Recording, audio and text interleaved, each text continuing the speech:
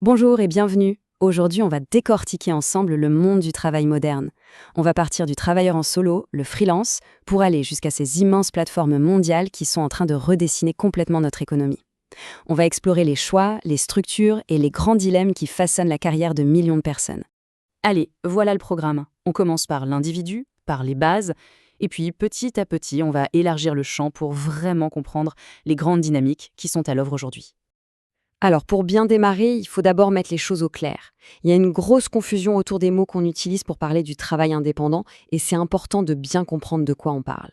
On entend ces termes partout, souvent utilisés un peu comme des synonymes, on a l'impression que c'est la même chose. Mais est-ce que c'est vraiment le cas?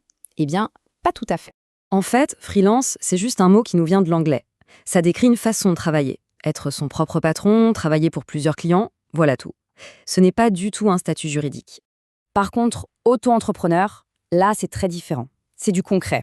C'est un cadre légal et fiscal, un régime bien spécifique en France, pensé pour être simple à gérer. Donc, si on doit retenir une chose, c'est celle-là. Un auto-entrepreneur est un freelance, oui, mais l'inverse n'est pas vrai. Un freelance peut choisir d'autres statuts, comme créer une société par exemple. Freelance, c'est le comment, auto-entrepreneur, c'est le quoi sur le plan juridique. Bon, une fois qu'on a éclairci ce point, on avance. La personne qui se lance toute seule se retrouve face à un premier choix vraiment stratégique. Et les tailles. En gros, le choix se résume à ça. Soit on est l'entreprise, et dans ce cas, il n'y a pas de séparation juridique claire entre son patrimoine personnel et professionnel, soit on crée une entreprise, une sorte de personne morale à part, qui agit comme un bouclier pour ses biens personnels. Et il faut savoir que l'entreprise individuelle a pas mal évolué. Elle est devenue beaucoup plus sécurisante.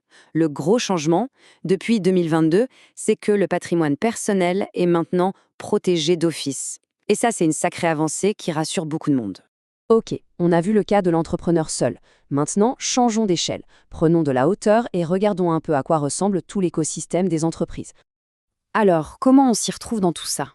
Eh bien, il existe des catégories officielles, très précises. Tout est basé sur le nombre d'employés et sur des seuils financiers. C'est ce qui permet de faire la différence entre une PME, une ETI, une entreprise de taille intermédiaire, et une grande entreprise. Et tout ça, ça nous amène à une question de fond, une question vraiment essentielle.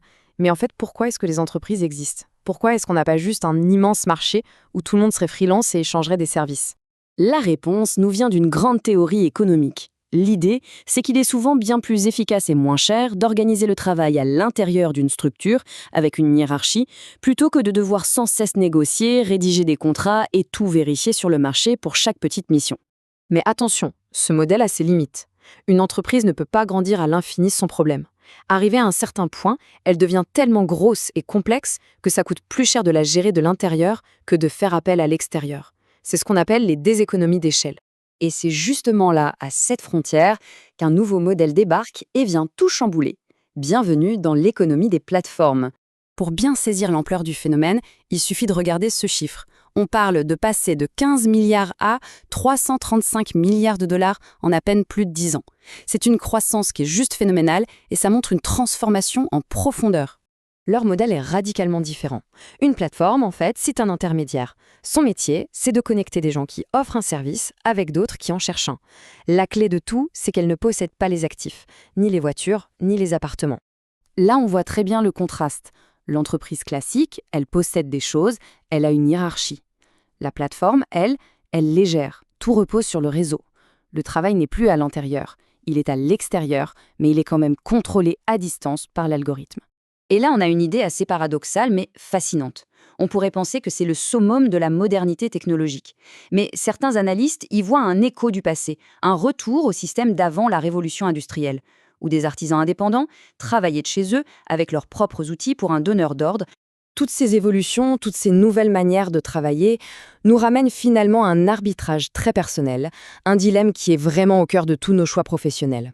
Quand on met les deux statuts côte à côte, le salarié d'un côté et l'indépendant de l'autre, la différence en termes de protection sociale est flagrante.